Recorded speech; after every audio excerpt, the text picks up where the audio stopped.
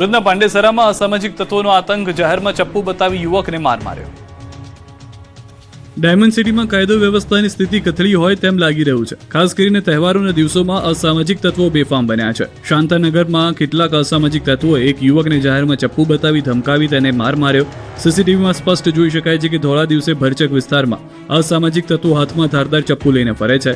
આ તત્વોએ એક યુવકને ઘેરી લીધો હતો અને તેને ચપ્પુ બતાવી ડરાવવાનો પ્રયાસ કર્યો. એટલું જ નહીં, તેને બળજબરીથી પકડી રાખીને માર પણ મારવામાં આવ્યો. ત્યાં હાજર એક નાનો બાળક સતત આજીજી કરતો રહ્યો. તે માસૂમ બાળક હુમલાખોરોને ન મારવા માટે કરગરી રહ્યો હતો અને સમજાવી રહ્યો હતો. છતાં ક્રૂરતાની હદ વટાવી ગયેલા તત્વોએ માસૂમની વાત સાંભળી નહોતી અને યુવાનને મારવાનું ચાલુ રાખ્યું. આ ઘટનાને કારણે સ્થાનિક રહેવાસીઓમાં અને ખાસ કરીને મહિલાઓ અને બાળકોમાં ભારે ફફડાટ વ્યાપી ગયો છે. રાજકોટવાસીઓ, તમારા બાળકોને સાચવીને રાખજો. બાળકો ઉઠાવતી ગેંગ સક્રિય થઈ છે. વધુ એક મહિલા પકડાઈ. રાજકોટવાસીઓ, તમારા બાળકોને એકલા રમવા મૂકતા નહીં. તમારા બાળકો પર ખાસ નજર રાખજો, કેમ કે રાજકોટમાં બાળકો ઉઠાવતી ગેંગ સક્રિય થઈ ગઈ છે. 2 દિવસમાં બીજી વાર બાળકોના અપહરણના પ્રયાસની ઘટના બની. ગુરુવારે રાજકોટમાં બાળકો ઉઠાવવાની આશંકાએ લોકો એક મહિલાને માર માર્યો. આજે શુક્રવારે રેસકોર્સ રિંગ રોડ પર સ્થાનિકો એક મહિલાને પકડી પાડી હતી. સૌરાષ્ટ્રમાં છેલ્લા કેટલાક સમયથી બાળકની તસ્કરી કરતી ગેંગ સક્રિય થઈ હોવાના સમાચાર વહેતા થયા. ત્યારે રાજકોટના રેસકોર્સ રિંગ રોડ પર સ્થાનિકોએ એક મહિલાને પોલીસને સોંપી. સ્થાનિકોનો આક્ષેપ છે કે મહિલાએ નાસ્તાની લાલચ આપી બાળકને ઉઠાવી જવાનો પ્રયાસ કર્યો. અન્ય લોકોએ બૂમ કરતા સ્થાનિકો એકઠા થઈ ગયા અને પોલીસ બોલાવી હતી. પોલીસે મહિલાની અટક કરી આગળની કાર્યવાહી હાથ ધરી. ત્યારે પોલીસ પણ લોકોને કાયદો હાથમાં ન લેવા અપીલ કરી રહી છે. જૂનાગઢની ટ્રાફિક સમસ્યાને કારણે એક વ્યક્તિનો ગયો જીવ. એમ્બ્યુલન્સ નહીં જતા હાર્ટ એટેકના દર્દીને લારીમાં લઈ જવાયો. જૂનાગઢ શહેરની વણસેલી ટ્રાફિક સમસ્યા આજે એક હસતા રમતા પરિવાર માટે કાળ સાબિત થઈ છે. જૂનાગઢના માંગનાથ રોડ પર વેપાર કરતા રાજેશભાઈ કાનાણી નામના વેપારીને અચાનક છાતીમાં દુખાવો ઉપડ્યો અને તેઓને હાર્ટ એટેક આવ્યો. પરિવારજનોએ તાત્કાલિક 108 એમ્બ્યુલન્સની જાણ કરી, પરંતુ માંગનાથ રોડ પર લાગેલી વાહનની લાંબી કતાર અને ટ્રાફિક જામના કારણે એમ્બ્યુલન્સ ઘટના સ્થળે પહોંચી શકી ન હતી.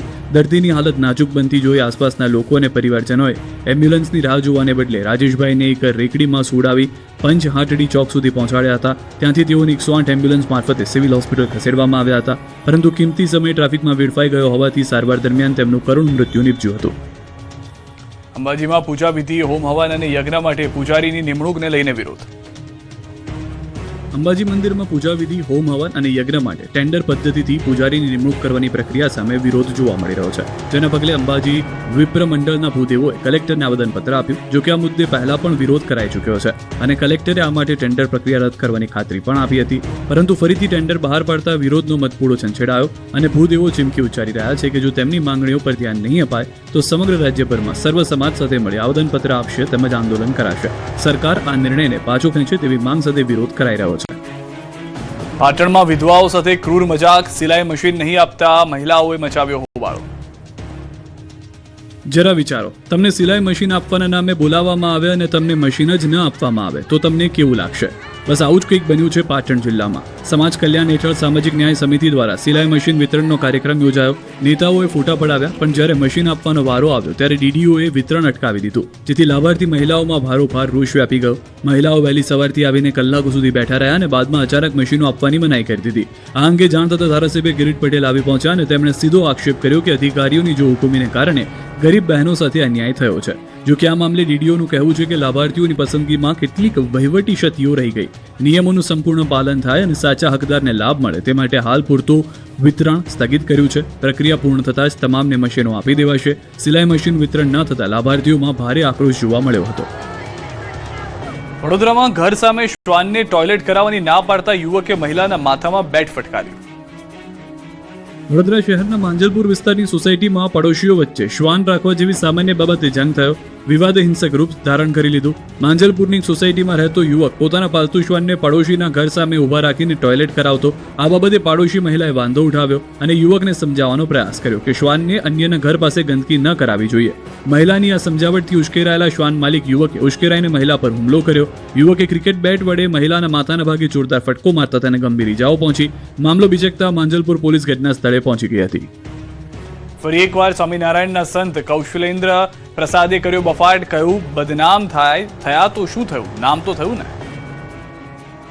અમદાવાદના કાલુપુર સ્વામિનારાયણ મંદિરના આચાર્ય ફરી એકવાર વિવાદાસ્પદ નિવેદનને પગલે વિવાદમાં સપડાયા છે. સ્વામિનારાયણના કાલુપુર સ્થિત સંપ્રદાયને માર્ગદર્શન અને સાચા પથ પર ચાલવા માટેનો ઉપદેશ આપનાર અને તેનું આચરણ કરનારા આચાર્યએ જ બફાટ કર્યો છે. થોડા દિવસ પહેલા અનુયાયીઓને ફરિયાદી નહીં તહમતદાર બનીને આવવા માટેની ખુલ્લેઆમ સલાહ આપનાર આચાર્ય લાજવાને બદલે ગાજ્યા. બનાસકાંઠાના દિયોદરમાં ભક્તોને સંબોધતા આચાર્ય કૌશલેન્દ્રએ કહ્યું હતું કે બદનામ થયા તો શું થયું, નામ તો થયું. કોઈ દિવસ ફરિયાદી નહીં થયું, તોહમતદાર થવું. તમે આજે સેલ્ફ ડિફેન્સમાં ગોળી ચલાવી દે તો એ છૂટી જાય છે માણસ. આ બહુ સ્પષ્ટ વસ્તુ કહું છું. અને તકેદારી એની નથી રાખવાની, જેમ મેં પહેલાં કીધું ને એમ ટાર્ગેટ નથી. આપણે ટાર્ગેટ એને બનાવવાના છે. અને ફરિયાદ મારા પાસે આવી જોઈએ કે તમે ટીચીને આવ્યા છો અને ટીચજો, હું છૂટ આપું.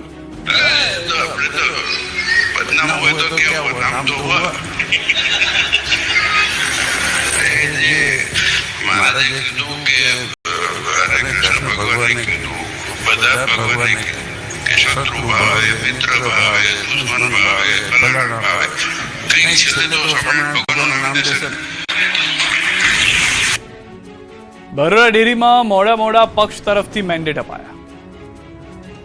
વડોદરાની બરોડા ડેરીમાં ચૂંટણી પ્રક્રિયા વચ્ચે રાજકીય ગરમાવો જોવા મળ્યો. 6 બેઠકો બિનહરીફ થયા બાદ ભાજપ તરફથી મેન્ડેટ અપાયા. મોડી સાંજે જિલ્લા પ્રમુખ દ્વારા મૌખિક